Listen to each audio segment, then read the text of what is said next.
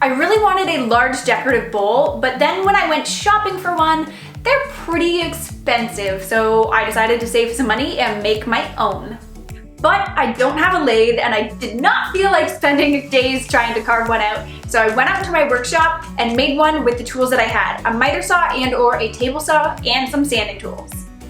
If you like to do things yourself and save money, I hope you'll consider subscribing to my channel. Starting with your table saw, cut your sides to width. My sides are 4 inches, but this number is going to vary depending on how deep or how shallow you want your bowl. Now, without touching your fence, turn your saw blade to 33.9 degrees and cut one side of each piece on an angle. This is the bottom of your side pieces. You can also do these cuts on the miter saw.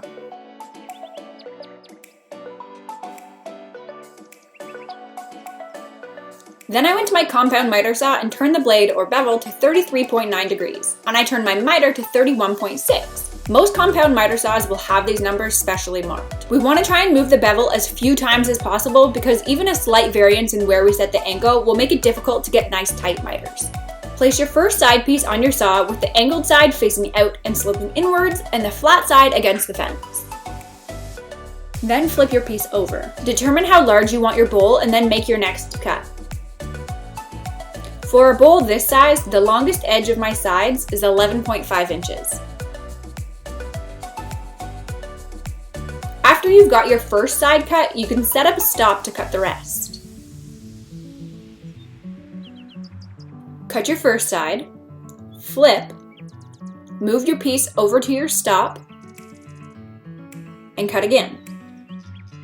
Repeat this with the rest of the side pieces.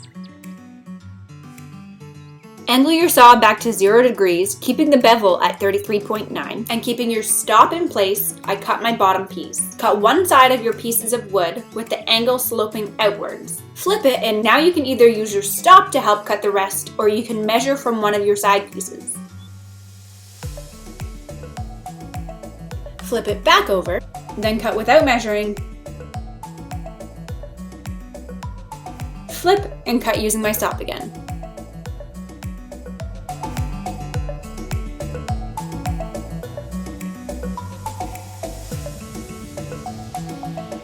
Now that I've got all of my pieces cut for my bowl, I'm going to give them all a quick sand and then start gluing them together. I gave everything a quick sand and then started to assemble my bowls.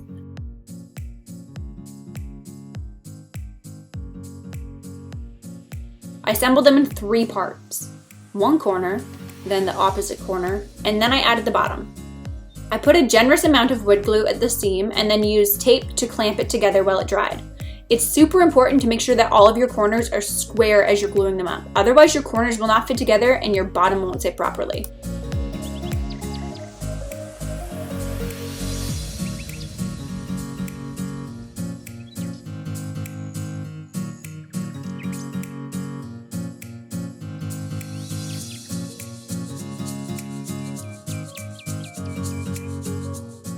Once each corner was dry, I glued them both together and secured them with tape.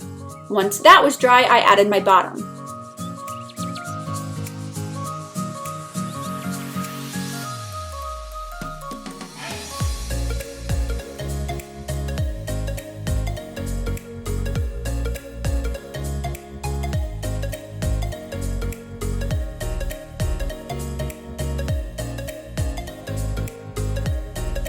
If you're slightly out of square, you can always trim the bottom to be a perfect fit.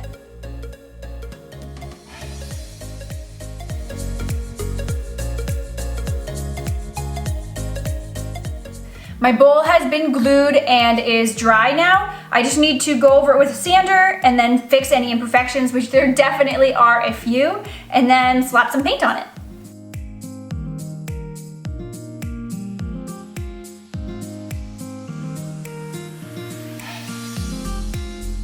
Once everything was dry, I gave it another quick sand and filled any small gaps in my seams with wood putty.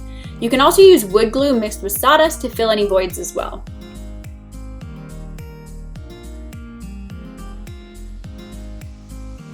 I gave it one more final sand and then it's time to paint.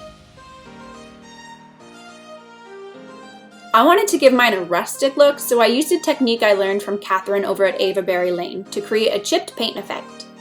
I stained the entire piece, then immediately went over it with a coat of paint. As soon as it was dry to the touch, I did another coat, and then another. Then using tuck tape or packing tape, I peeled away some of the paint. To seal your chippy paint, coat your bowl with a sealer like Varathane.